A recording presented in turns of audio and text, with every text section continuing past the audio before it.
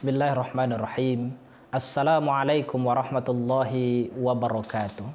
Alhamdulillahi rabbil alamin alladzi anzalal Qur'an hudal linnasi wa bayyinatin minal huda wal furqan. Asyhadu an la ilaha illallah wa asyhadu anna Muhammadan abduhu wa rasuluh. Allahumma salli ala Muhammad wa ala ali Muhammad.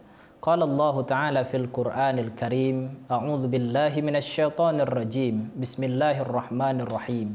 Syahrul Ramadan alladzi unzila fihil Qur'an hudal linnasi wa bayyinatin minal huda wal furqan. Para pemirsa rahimakumullah, kembali kita bersyukur kepada Allah Subhanahu wa taala atas segala limpahan rahmat dan nikmatnya, sehingga sampai dengan hari ini kita masih berada dalam keadaan sehat walafiat, dalam keadaan beribadah kepada Allah Subhanahu wa taala.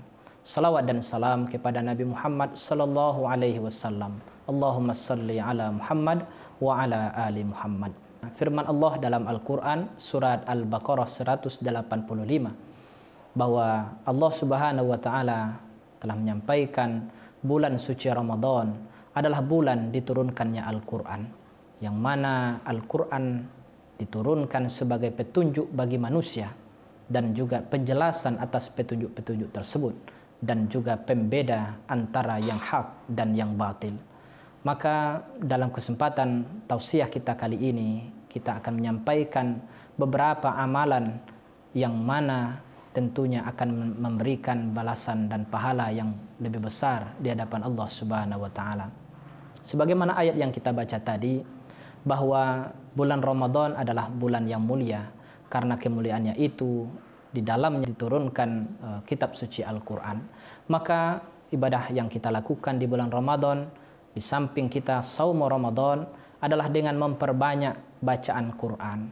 Karena di dalam Al-Quran Allah Subhanahu wa taala telah menyampaikan segala bentuk solusi atas persoalan yang kita hadapi.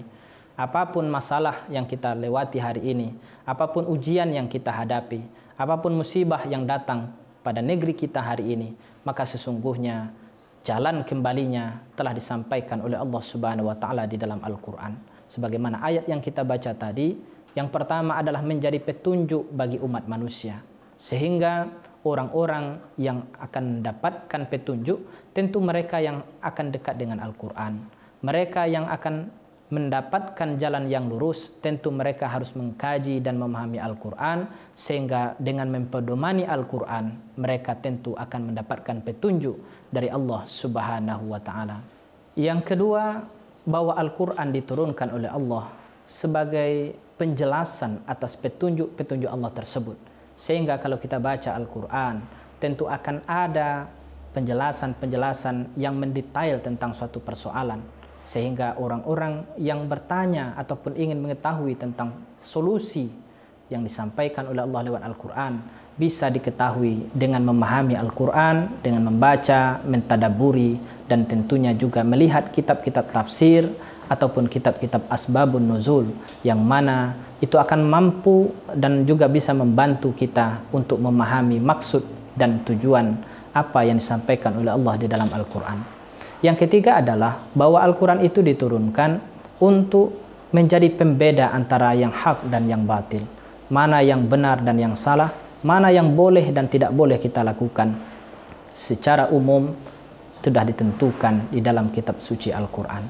Maka amalan-amalan yang bisa kita lakukan, di antara yang afdol yang kita lakukan di bulan Ramadan adalah dengan memperbanyak bacaan Quran kita, memahami isinya, serta berikhtiar untuk mengamalkan apa yang kita baca dan yang kita pahami dari kitab suci Al-Quran. Yang kedua, Ramadan adalah syahrul ibadah. Artinya banyak ibadah yang bisa kita lakukan. Di samping kita membaca Al-Quran, kita bisa bersedekah, kita juga bisa membantu saudara-saudara kita yang sedang berada dalam kesulitan. Apalagi dalam keadaan wabah COVID-19 hari ini, semua orang barangkali merasakan dampak negatif daripada kehadiran penyakit COVID-19 ini. Oleh karena itu, bulan Ramadan menjadi peluang bagi kita untuk menambah bekal kita menuju akhirat, untuk memperbanyak ibadah kita. Di antaranya adalah dengan memberikan bantuan, memberikan santunan, dan juga menunjukkan kepedulian kita kepada sesama umat manusia. Yang ketiga, amalan yang tentunya juga penting kita lakukan di malam-malam bulan Ramadan adalah dengan mendirikan malam-malam bulan Ramadan dengan qiyamul lail, seperti salat tarawih bisa dilakukan di rumah dengan keluarga kita, sehingga meningkatkan keharmonisan dalam rumah tangga, menguatkan hubungan kita dengan sesama keluarga, dan juga melatih anak-anak kita untuk mereka ikut melaksanakan dan mendirikan malam-malam di bulan suci Ramadan. Di samping ibadah salat tarawih, salat witir, dan juga bisa kita lanjutkan dengan salat tahajud, dan juga bisa kita isi dengan melakukan i'tikaf di 10 malam bulan terakhir, sehingga mudah-mudahan amalan-amalan yang kita lakukan ini diterima di sisi Allah Subhanahu wa taala dan diberikan pahala yang terbaik oleh Allah Subhanahu wa taala. Maka kesimpulannya adalah apapun yang kita lakukan dalam mengisi bulan suci Ramadan ini, mestilah kita niatkan semata-mata karena Allah, kita lakukan sesuai dengan tuntunan Rasulullah. Karena kalau tidak dengan dua syarat tersebut, tentu amalan ini tertolak di hadapan Allah Subhanahu wa taala. Maka mari kita baca Al-Qur'an, mari kita pahami apa yang terkandung dalam kitab suci Al-Qur'an, dan mari kita berupaya untuk mengamalkan apapun yang ada di dalam Al-Qur'an, sehingga orang-orang yang dekat dengan Al-Qur'an tentu mereka juga otomatis akan dekat dengan Allah, dicintai oleh Allah Subhanahu wa taala. Yang kedua, mari kita tunjukkan kepedulian kita dengan sesama kita, karena bulan Ramadan di antara hikmah yang perlu kita ambil dan amalan yang bisa kita lakukan adalah dengan menunjukkan kepedulian kita kepada saudara-saudara kita yang mungkin membutuhkan uluran tangan kita. Dan yang terakhir, di bulan suci Ramadan ini tentu sangat rugi kiranya kalau kita tidak mengisi hari-hari, setiap detik, setiap menit, dan setiap kesempatan di bulan suci Ramadan ini dengan melakukan ibadah.